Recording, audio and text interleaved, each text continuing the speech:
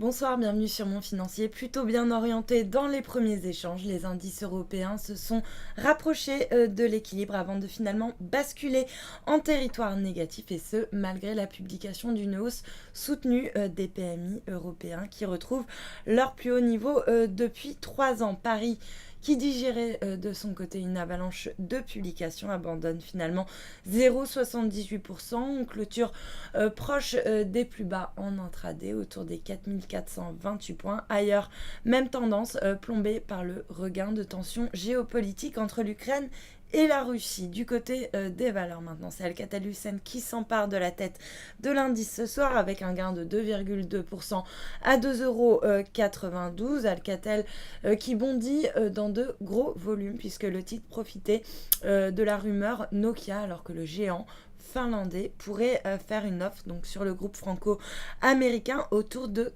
4,10 € par action en utilisant notamment le cash de sa transaction avec Microsoft. À noter également Solvay qui se distingue à la hausse avec un gain de 2,5% autour des 120,40 €. Solvay qui a dévoilé un chiffre d'affaires en légère hausse au T1, mais ce qui a plu au marché, eh bien, c'est que le groupe affiche sa confiance pour la suite de l'exercice 2014. Lafarge, en revanche, qui estime que le marché du ciment devrait reculer en France en 2014 et lanterne rouge du CAC. Le titre cède 3,17% à 63,86 €. À noter également Gemalto qui perd 2,47% à 78,09 € et puis Alstom qui cède également 2,18% alors que General Electric devra revoir sa copie s'il veut s'offrir Alstom. Le ministre de l'économie, Arnaud Montebourg, qui vient en effet de rejeter l'offre du géant américain en l'état et lui demande ainsi de présenter un partenariat plus équilibré s'il souhaite trouver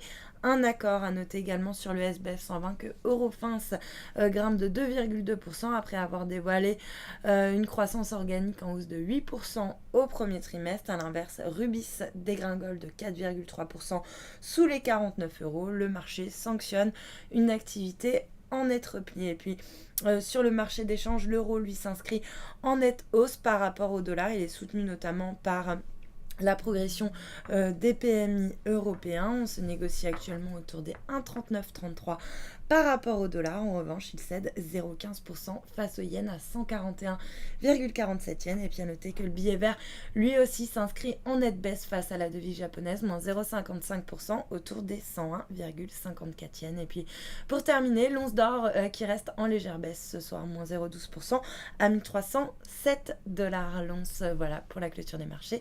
Passez une excellente soirée, à demain.